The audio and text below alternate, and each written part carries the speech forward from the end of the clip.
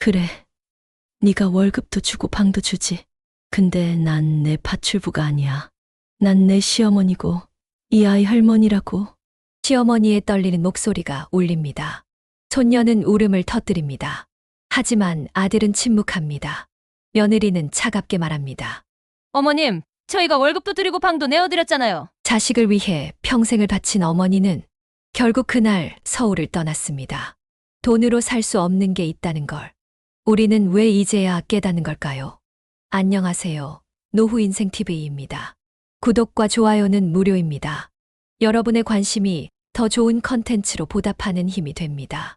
올해 65인 김순자 씨는 손녀 사진을 보며 미소 짓습니다. 창원에서 서울까지 3시간 거리. 이제는 그 거리가 멀게만 느껴집니다. 민호는 순자 씨의 늦둥이 아들입니다. 앞으로 2명의 누나들은 일찍 시집을 가서 순자 씨는 민호를 혼자 키웠습니다.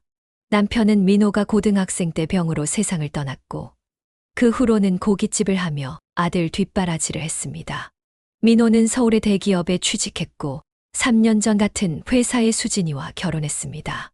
수진이는 서울에서 나고 자란 도시 여자였습니다. 결혼 후에도 둘 다 일을 계속했고 6개월 전 예쁜 딸을 낳았습니다.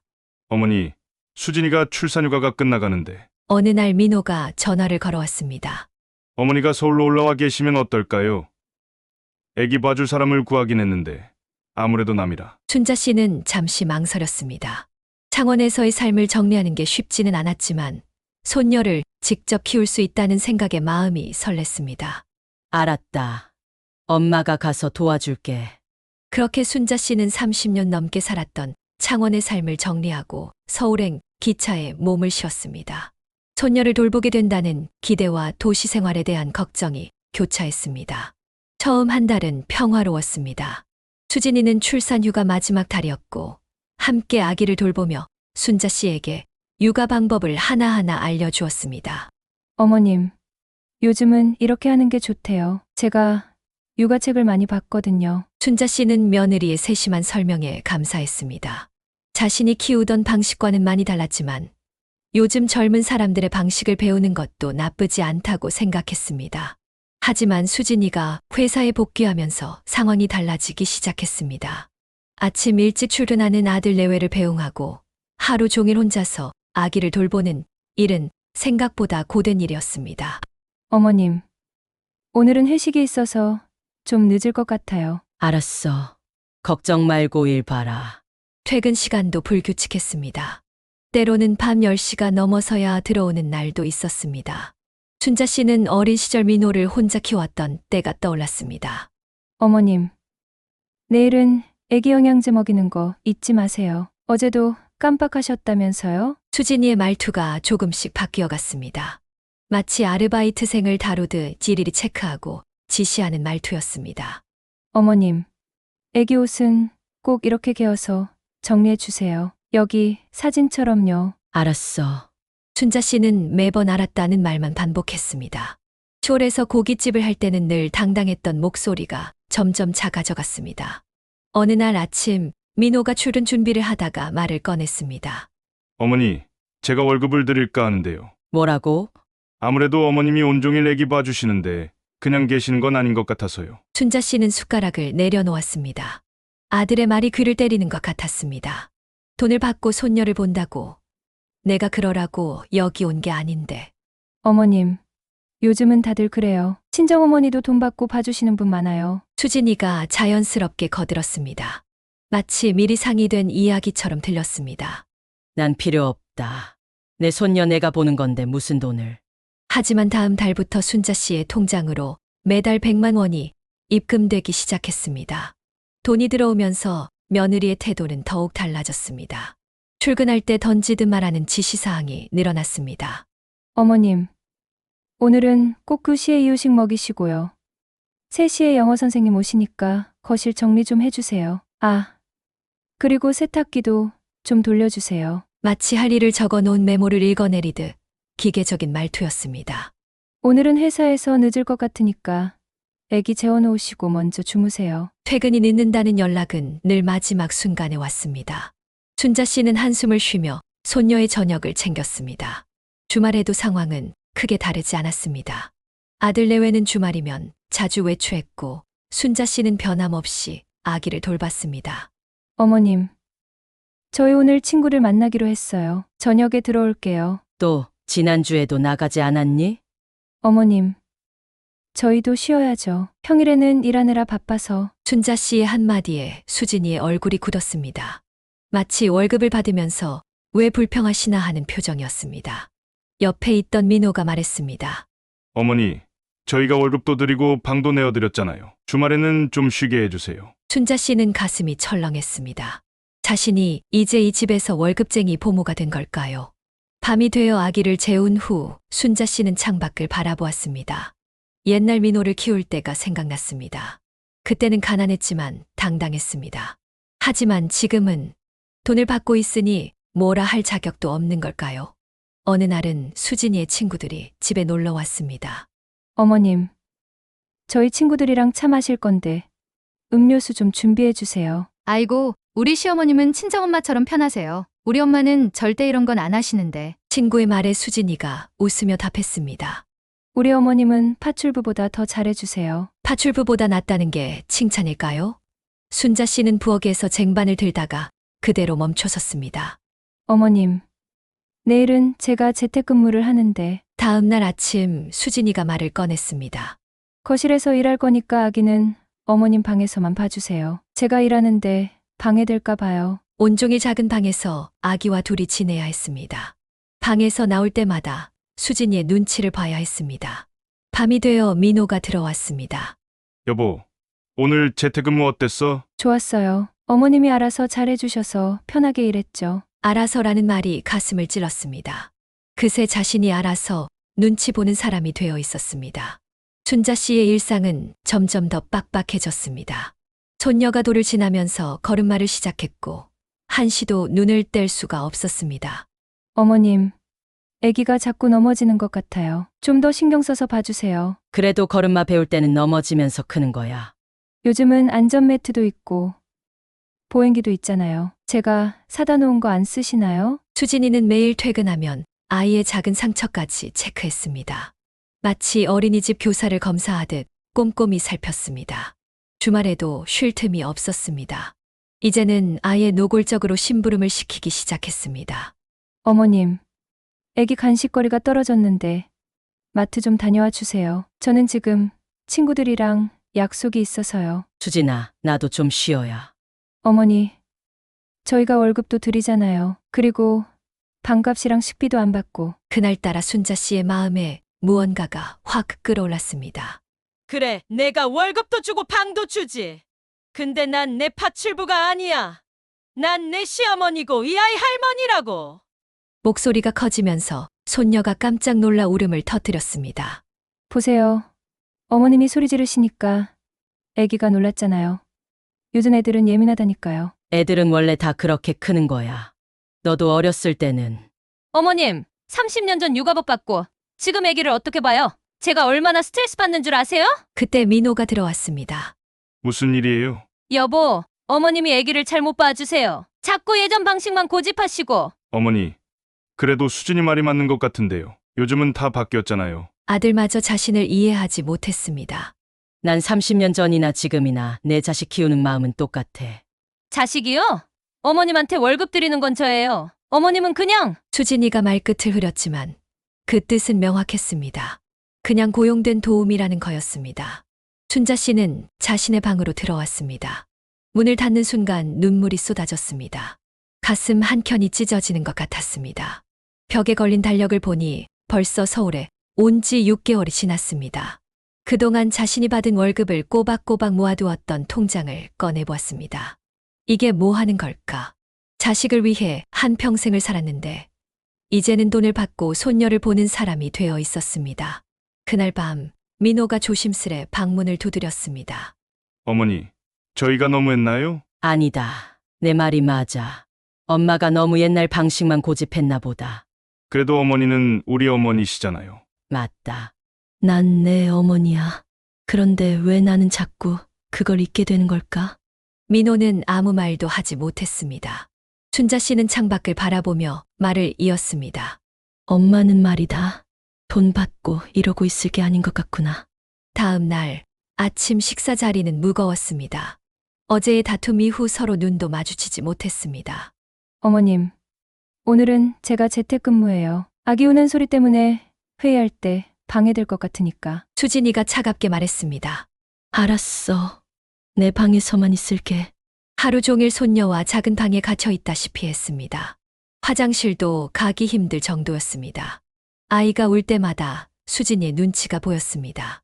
어머님, 제가 중요한 회의 중이라고 했잖아요. 애기 울음소리 안 들리게 좀 해주세요. 결국 순자 씨는 손녀를 안고 집 밖으로 나갔습니다.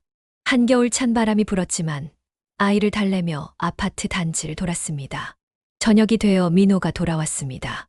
여보, 오늘 회의 잘 됐어? 어머님 때문에 정말 스트레스 받았어요. 애기가 자꾸 울고 제가 일을 어떻게 해요? 어머니, 좀 더 신경 써주시면 안 돼요? 우리가 월급을 드리는 이유가 월급 내가 파출부니? 순자 씨의 목소리가 떨렸습니다. 아니, 그게 아니라 그럼 뭐가 아닌데 나보고 방에만 있으라고 하고 애기 울까봐 화장실도 못 가게 하고 이게 시어머니한테 하는 짓이야? 어머님도 너무 하시는 거 아니에요. 저희가 얼마나 신경 써서 매달 월급도 드리고. 그 돈 필요 없어. 내가 언제 돈 달라고 했나? 내 손주 보는데 무슨 돈이 필요해. 어머님, 그런 마음가짐으로 아기를 봐주시니까 문제죠. 요즘은 과학적인 육아가 필요한데 어머님은 매번 옛날 방식만. 수진이의 말에 순자 씨는 가슴이 찢어지는 것 같았습니다. 내가 내 나이 때는 민호를 혼자 키웠어. 고깃집 하면서 밤낮 없이 일하고. 근데 그때는 그게 다 사랑이었어. 어머님, 30년 전하고 지금하고 달라요. 저는 제 아이가 제대로 된 교육을 받으면서 자랐으면 좋겠어요. 그래, 나는 시골 촌부니까 애도 제대로 못 보는 거지. 어머니, 저희 말은 그게 아니라 됐어, 이제 알았으니까. 나가서 밥이나 먹어. 애기는 내가 볼 테니까. 순자 씨는 손녀를 안고 방으로 들어갔습니다. 문을 닫는 순간 눈물이 흘렀습니다. 예전에 민호를 키울 때는 이렇게 서러운 적이 없었는데 지금은 매일매일이 가시방석이었습니다. 어느 토요일 오후 수진이의 친구들이 놀러 왔습니다. 아기들을 데리고 온 젊은 엄마들이었습니다. 수진아, 시어머님이 애기 봐주신다며? 부럽다. 우리는 어린이집에 맡기느라 너무 힘들어. 아, 그게 말이야. 요즘 정말 스트레스야. 어머님이 계시니까 편할 줄 알았는데. 순자 씨는 부엌에서 차를 준비하다가 발걸음을 멈췄습니다. 왜? 시어머님이 잘 못 봐주시나? 그게 어머님은 옛날 방식만 고수하시는 거야. 내가 이유식 레시피를 프린트해서 드려도 내가 민호는 이렇게 키웠다면서 안 보시더라고. 에이, 그래도 친정엄마도 아닌 시어머님이 봐주시는 게 어디야. 우리 시어머님은 아예 서울에 올라오시지도 않으셔. 그게 더 나을 수도 있어. 난 매일 눈치 보면서 사는 게 너무 힘들어. 어머님은 우리 집에서 월급 받고 계시면서도 나는 시어머님이라고 하시거든. 순자 씨의 손에서 찻잔이 덜그럭거렸습니다. 그래서 말이야. 이번에 좋은 어린이집을 알아봤어. 어머님한테는 아직 말씀 안 드렸는데. 어머, 그래? 근데 시어머님 섭섭해하시지 않을까? 뭐 어차피 월급 드리고 있으니까 계약직이라고 생각하면 되지 않을까? 순자 씨는 그 자리에 그대로 주저앉고 말았습니다. 찻잔이 바닥에 떨어져 깨지는 소리가 났습니다. 어머님, 괜찮으세요? 수진이가 부엌으로 달려왔습니다. 하지만 순자 씨의 귀에는 아무 소리도 들리지 않았습니다. 계약직. 그 말이 계속 머릿속을 맴돌았습니다. 어머님, 일어나세요. 유리 조각 다치시겠어요. 수진이가 순자 씨의 팔을 잡아 일으켰습니다. 그제야 순자 씨는 자신의 처지를 실감했습니다. 이제는 진짜 일하는 사람이 되어버린 것입니다. 그날 저녁 민호가 퇴근하고 들어왔습니다. 어머니, 오늘 수진이 친구들이 왔다면서요? 어머니? 민호야, 네, 너는 내가 여기서 뭐 하는 사람인 줄 아니? 네. 무슨 말씀이세요? 나는 내 어미야. 근데 지금은 계약직이라고? 민호의 얼굴이 굳었습니다. 수진이가 옆에서 말을 보탰습니다. 어머님, 제가 한 말씀 드릴게요. 사실 저희가 됐다. 더는 듣고 싶지 않아. 순자 씨는 자신의 방으로 들어가 문을 잠갔습니다. 방 안에는 손녀의 장난감들이 여기저기 흩어져 있었습니다. 그동안 정성껏 돌봐온 손녀. 그런데 이제는 그마저도 어린이집에 보내려 한다니. 창밖을 보니 달이 밝았습니다. 갑자기 창원에 있는 자신의 고깃집이 생각났습니다. 그때는 비록 가난했지만 당당했습니다. 아무도 자신을 계약직이라고 부르지 않았습니다. 방 밖에서는 민호와 수진이가 조근조근 이야기를 나누는 소리가 들렸습니다. 아마도 어린이집 이야기를 하고 있을 것입니다. 춘자 씨는 베개를 꼭 끌어안았습니다. 이제는 정말 결정을 내려야 할 때가 온 것 같았습니다. 다음 날 아침 수진이가 출근 준비를 하며 말을 꺼냈습니다. 어머님, 이번 주말에 저희 부모님이 오시기로 했어요. 같이 식사도 하고 의논할 일도 있고 해서요. 춘자 씨는 말없이 고개를 끄덕였습니다. 어제의 일로 이미 무슨 이야기가 오갈지 짐작이 갔습니다. 주말이 되었습니다. 수진이의 부모님이 도착하자마자 거실 분위기가 무거워졌습니다. 사돈 드릴 말씀이 있어서요. 수진이 친정어머니가 입을 열었습니다. 수진이가 이제 육아휴직도 끝나고 일도 바빠질 텐데 아이는 어린이집에 보내는 게 어떨까 해서요. 전문가들한테 맡기는 게 아이 교육에도 좋을 것 같고 그래서 제가 좋은 데를 알아봤어요. 수진이가 말을 이었습니다. 어머님께는 매달 드리던 금액 그대로 용돈으로 드릴게요. 대신 아기는 돈 얘기 그만해. 춘자 씨가 벌떡 일어섰습니다. 어머님, 내가 돈 때문에 여기 온 줄 아니? 내가 그렇게 궁색한 사람으로 보여? 그게 아니라 난 내 손주가 보고 싶어서 우리 민호 가정을 돕고 싶어서 온 거야. 근데 이게 뭐야? 월급에, 계약에, 이제는 해고까지? 어머님, 그런 뜻이 아니에요. 그저 전문적인 교육을. 그래. 나는 시골 촌사람이라 해도 제대로 못 키우지. 춘자 씨의 눈에서 눈물이 흘렀습니다. 민호야, 너는 할 말이 없니? 민호는 고개를 숙인 채 말이 없었습니다. 그래, 다 알았다. 춘자 씨는 자신의 방으로 들어가 짐을 싸기 시작했습니다. 어머니, 지금 뭐 하시는 거예요? 보면 몰라? 짐 싸는 거야. 어머니, 이제 여기 있을 이유가 없잖아. 계약이 만료됐다며? 편하다고?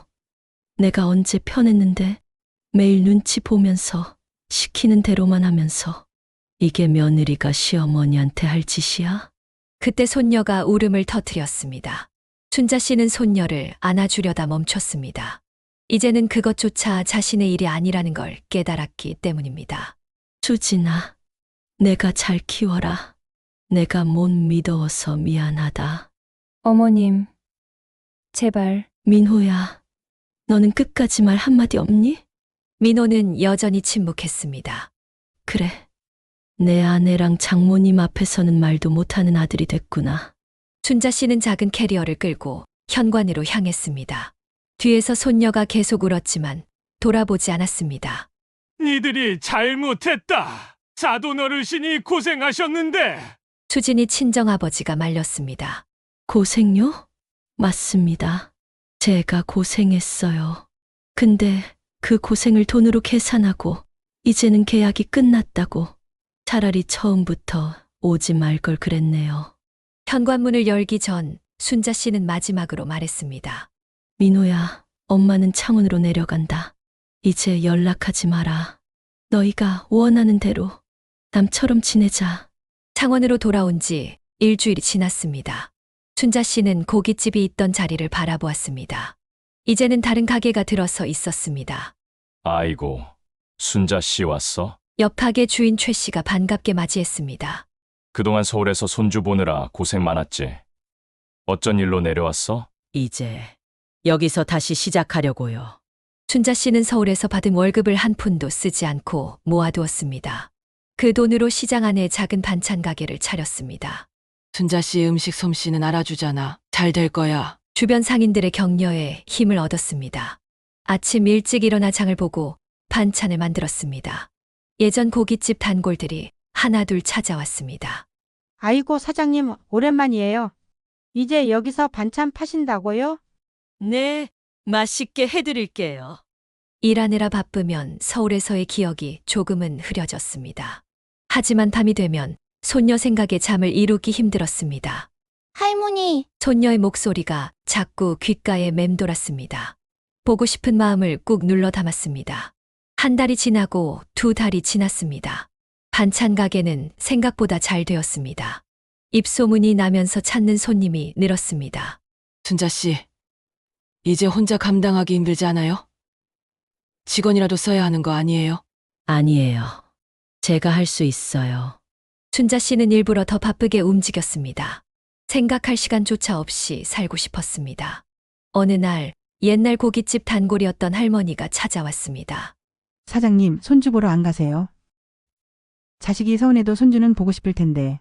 손주요? 이제 남이에요. 제가 뭔 상관이에요. 춘자 씨는 씁쓸하게 웃었습니다. 사장님, 그래도 됐어요. 전 이제 제 살 길 찾아가는 거예요. 춘자 씨는 더욱 열심히 일했습니다. 아침 해가 뜨기 전에 나와서 밤늦게까지 가게를 지켰습니다. 주말에도 쉬지 않았습니다. 그렇게 시간이 흘러 어느덧 가을이 되었습니다. 순자 씨, 추석은 어떻게 보낼 거야? 가게 열어야죠. 제가 어딜 가요. 아이고, 그래도 명절인데. 춘자 씨는 대답 대신 김치를 썰었습니다. 칼질 소리가 유난히 크게 들렸습니다. 난 이제 이게 내 가족이에요. 이 가게, 이 일, 이게 다예요. 춘자 씨의 눈가에 흐르는 눈물을 아무도 보지 못했습니다.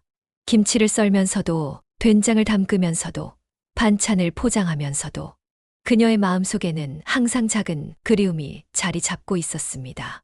하지만 이제는 돌아갈 수 없습니다. 아니, 돌아가지 않을 겁니다. 자신의 존엄을 지키며 살아가는 것. 그것이 순자 씨가 선택한 새로운 삶이었습니다. 1년이 지났습니다. 순자 씨의 반찬 가게는 이제 시장에서 없어서는 안 될 가게가 되었습니다. 순자 씨, 이제는 좀 쉬엄쉬엄 해도 되지 않아요? 가게도 잘 되는데. 아니에요. 이제 시작인걸요. 순자 씨는 새벽 시장에서 장을 볼 때가 제일 좋았습니다. 신선한 재료를 고르면서 오늘은 어떤 반찬을 만들지 구상하는 시간이 행복했습니다. 사장님, 우리 며느리가 일하느라 바빠서 반찬을 못하는데 이렇게 맛있는 반찬집이 있어서 얼마나 다행인지 몰라요. 그려, 요즘 젊은 사람들 바쁘지. 이해해야지. 춘자 씨는 이제 담담하게 말할 수 있었습니다. 더 이상 가슴이 아프지 않았습니다. 사장님은 손주는 언제 보러 가세요? 난 이제 내 손님들이 다 내 자식이고 손주요. 농담처럼 던진 말이었지만 진심이 담겨 있었습니다. 매일 찾아오는 단골들의 안부를 묻고 그들의 이야기를 들어주는 것이 일상이 되었습니다. 어머, 사장님, 제가 임신했어요. 단골 손님의 기쁜 소식에 순자 씨는 진심으로 축하해 줄 수 있게 되었습니다. 더 이상 자신의 상처에 갇혀 있지 않았습니다. 어느 날 시장 상인회에서 연락이 왔습니다. 순자 씨, 우리 시장 상인회 부회장 좀 맡아주면 안 돼요? 순자 씨 같이 성실하고 믿음직한 사람이 필요해요. 처음에는 망설였지만 이내 수락했습니다. 이제는 자신의 목소리를 낼 줄 알게 되었기 때문입니다. 시장도 이제 변해야 합니다. 젊은 사람들이 찾아오게 해야지요. 상인회 회의에서 당당하게 의견을 제시했습니다. 예전에는 상상도 할 수 없었던 모습이었습니다. 밤이 되어 가게 문을 닫으면서 거울을 보았습니다. 주름은 조금 더 깊어졌지만 눈빛은 더욱 단단해졌습니다. 이제 보니 난 혼자가 아니었네. 주변의 상인들, 손님들, 그리고 자신의 일. 이것들이 모여 새로운 가족이 되어 있었습니다. 휴대폰을 열어보니 여전히 민호의 번호가 있었습니다. 하지만 이제는 그 번호를 지워야겠다는 생각이 들었습니다. 이제는 정말 놓아줘도 되겠다. 마지막 통화 기록이 찍혀 있는 날짜를 보며 순자 씨는 미소 지었습니다. 더 이상 아프지 않았습니다. 창밖으로 달빛이 환하게 비쳤습니다. 내일도 새벽같이 일어나 시장을 향해 걸어갈 생각을 하니 마음이 설렜습니다. 이제 순자 씨에게는 새로운 꿈이 생겼습니다. 시장의 작은 반찬 가게를 넘어 더 많은 사람들에게 자신의 정성을 나누고 싶었습니다. 그래, 이제는 내 길을 가야지. 한편 서울의 수진이는 퇴근길 내내 한숨을 쉬었습니다. 오늘도 아이돌 봄이 선생님이 갑자기 못 오신대. 어쩌지? 전화기 너머로 민호의 목소리가 지쳐 있었습니다. 또요? 이번 달에만 벌써 3번째예요. 어머님 계실 때는 이런 일이 없었는데. 시어머니가 떠난 후 수진이와 민호는 비싼 돈을 주고 아이돌 봄이를 고용했습니다. 월급은 시어머니 때보다 2배나 더 주었지만 마음 편한 날이 없었습니다. 어제는 애기 밥을 제때 안 먹였더라고요. 바쁘시다면서 간식으로 때웠대요. 그래도 지난 선생님보다는 낫지 않아.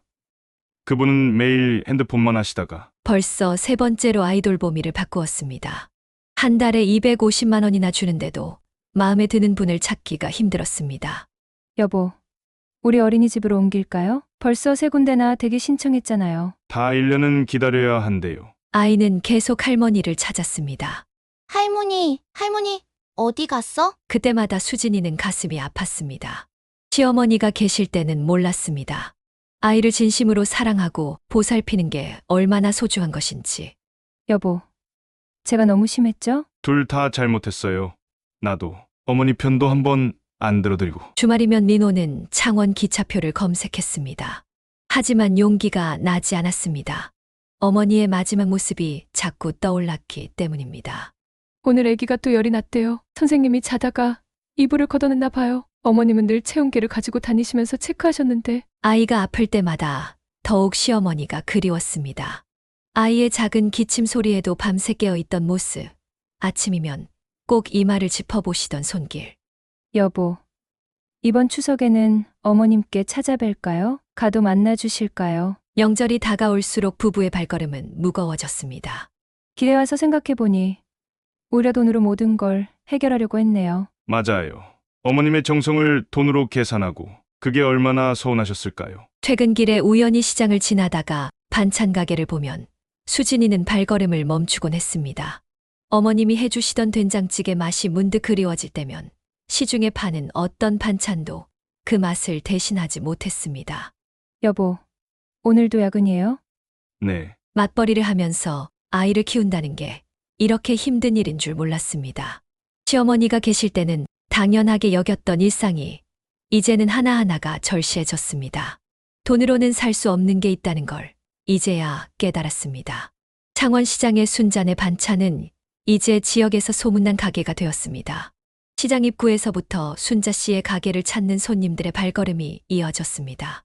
사장님, 오늘도 총각김치 다 팔렸네요. 내일 아침 일찍 또 담글 테니 그때 오세요. 순자 씨는 앞치마를 벗으며 미소 지었습니다.